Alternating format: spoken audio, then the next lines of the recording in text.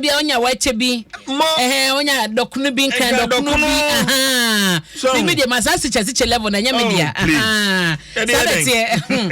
na wonim say sanyo mana yedigu polythene ne plastic muni ade ne nyina no yase ye dangerous ade ma ya pomuden mema bebro munya low sperm count ne ade na wo mo ehunu ba bia fi no eno ho asebe ne the crusading guide the new crusading guide ade aba wo ha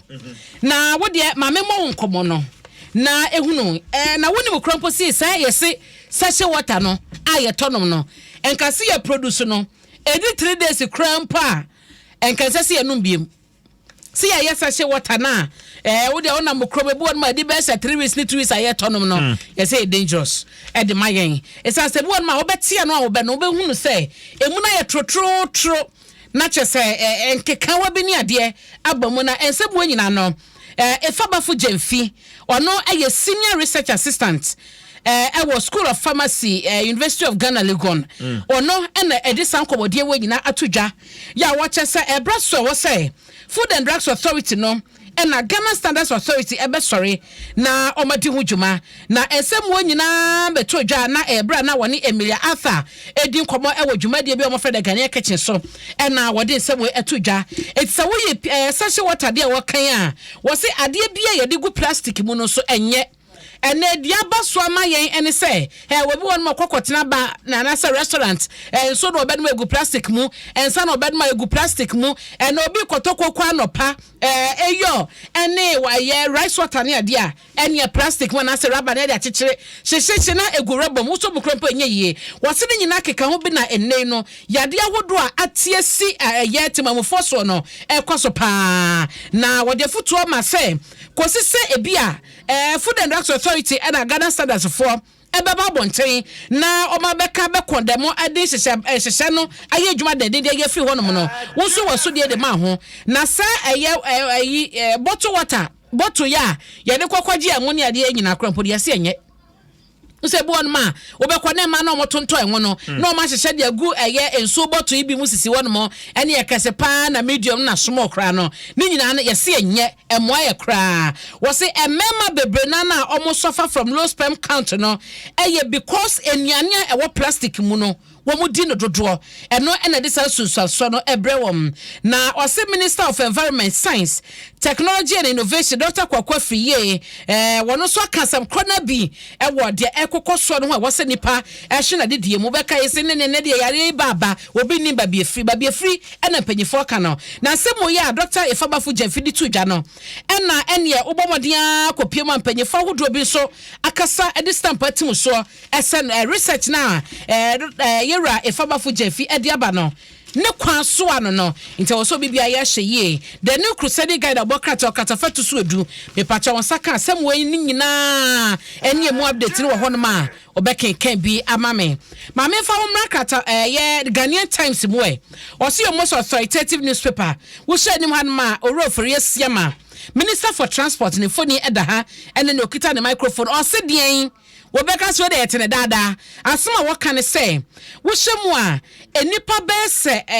apemba ko ahanan ne aduanan miensa 1443 ena ka kwansia akum womo ewo ya kwantempon som ena womo so ma prepare ne be se empem nkron ahanu ene edu woche 9218 ena womo so prepare ya abosumi nsia enti efiti January edibesi June no enipa Ghana ahye womo enam ka kwansia so aye 1443 omuma prepra 9200 eni achire ehu ye pa nti no no so no asene so the Ghanaian Times da bokata enim hanmo ene IMF so na womo eka sei womo chansa wo shaba bia Ghana akodru na Ghana na mo so ayo mampani na panfo ede Ghana 40 kwasa IMF asenom obi atumi fa sobo emo abane se ne nema bia wo ye wo hanom no ene da kɔ wiesa nemo mu no wo se wo hyenioma esisi wo wiase nyina Russia na Ukraine die ebi ka ho maame ono no IMF na musini ebobo ni nyina so ase akokata feto so dunu ma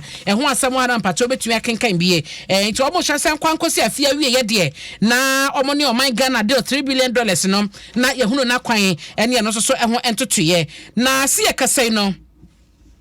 Nana Kwaku aje yeboa ayo no na Student Loan Trust Fund on ni penya wada no wase sika be 11.2 million Ghana cedis na wo magyamu ediama nipa binom a wo modern krata baye se wo mo epe student loan ni bi no wo mo ensa kan na akuafo miensa bi a wo mo soso ekoku fulani ni bi no ene ye kasen ekota hye se wo mo kwatwe posifa kukum na ehwehwemu enkoso kosi se be kwa wiye na wasan ba begina court dem Pato Ghanaian Times wo details ni nyina wo hanom edema ho ma me fa nko daily guide na yenhye ehon so amane ene enei galamsey queen Ghana card kita no ya enra National Identification Authority de enkrata ba be cheche ne mamu se ye Ghana card no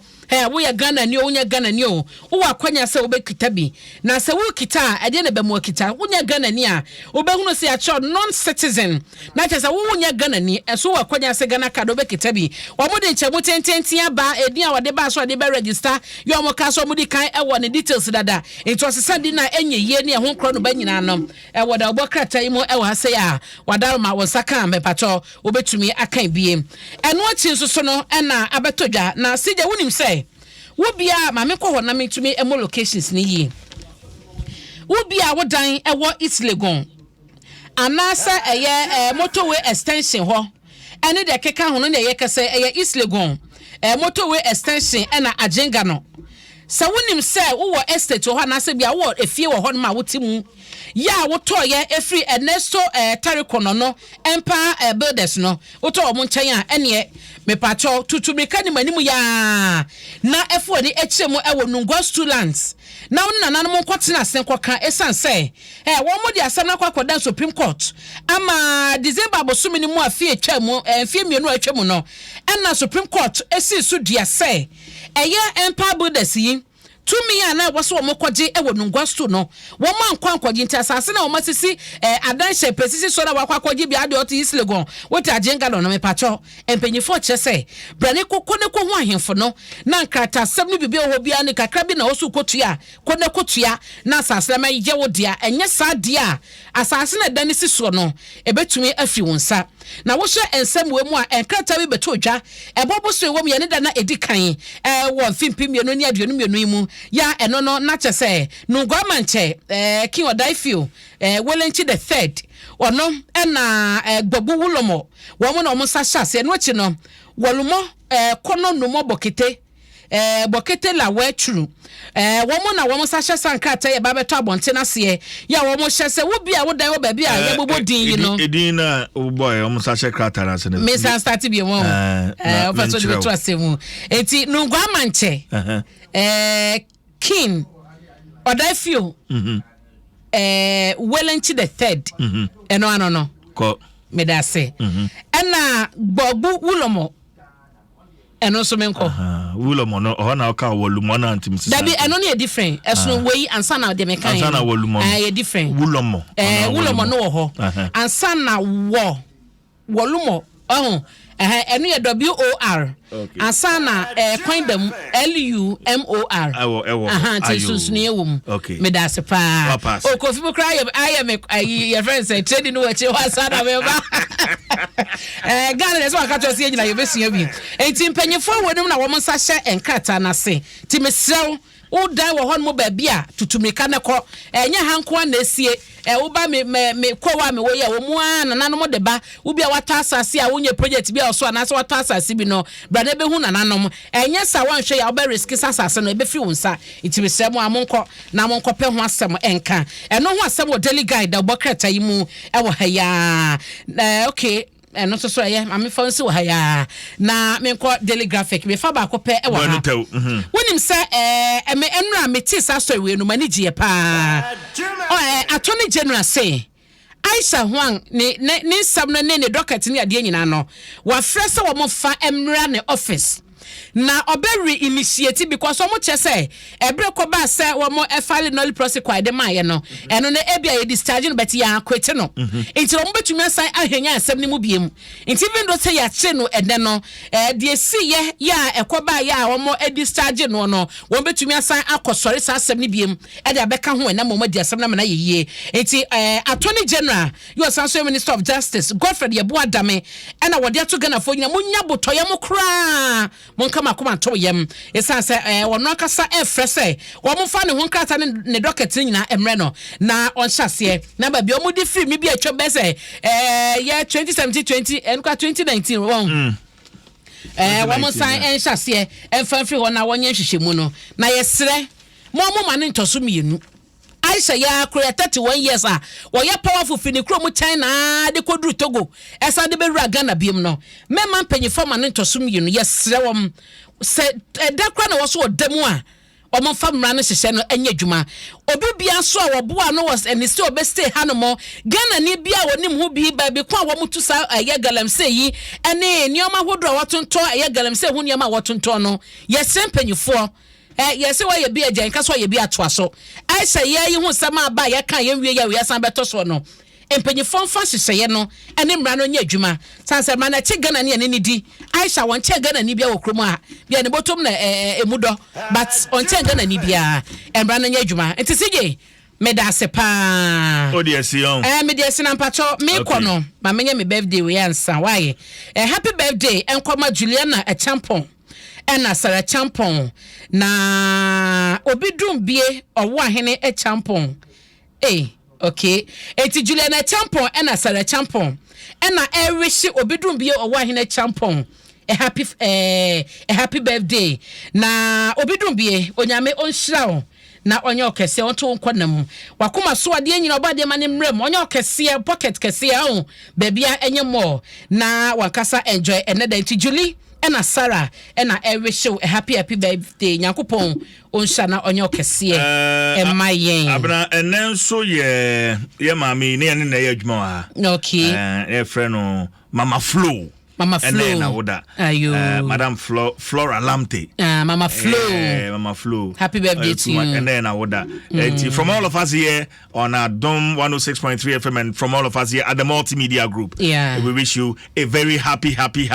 birthday baby. Madam Flora Lamte Mama Flo aka Mama Flo happy birthday to you yeah and happy special glorious birthday to Francisca Akakbu UK. God richly bless you more on your 14th birthday. You are loved from your mom, brother, the family. They say Afishiapa Francisca. And when says CJ, please wish the center of our world, our mother, Deaconess Mrs. Hannah Ama Oye Beidu, a happy, glorious 59th birthday for us. She worships at the Church of Pentecost, Edukrom District, Central Assembly. Our message is, may the heavens smile to her forever. And we wish her long life with good health and more money. Our ATM. We are grateful for all the sacrifices. Madam Oye Nyame, I say, Madam Oye Nyamin Shao. Amen. From her children Rita, Stella, Selena, and Enoch. We free Selena Dukrum Okre and Ode and no free de Ebaye. And then so Mrs. Marilyn Jifa Aqua or Bishop Raymond Aqua. Zoe Land, Perez Chapel International, and then as of my mini birthday. Okay. And Ramini Kunu Bishop Kasara CJ. Today I don't make you shine my wife pa. As of mommy Marilyn Jifa Aqua Ukunu Bishop Aqua so do pa. Or say odo papa enti Nyankopon enhira o ma nkwa tenten apomuden sika eka ho much love from your husband Bishop Raymond Aqua. Enti CJ answer na mekono yen general manager Adom Brands Abdullahi Awudu yeah. Ni papa afrimu enti ye man yakọ esanso e man hyeden ene ye bekọ ne yakọ na sede ye hyehyɛ ne tie bia no ye mfa nkame atiefo enti wonim yewra abu ya wono a ye manager dia na wadaroma dia aba no nti utumi frɛ na man yakọ e man hyeden ye bekọ akọchia no abna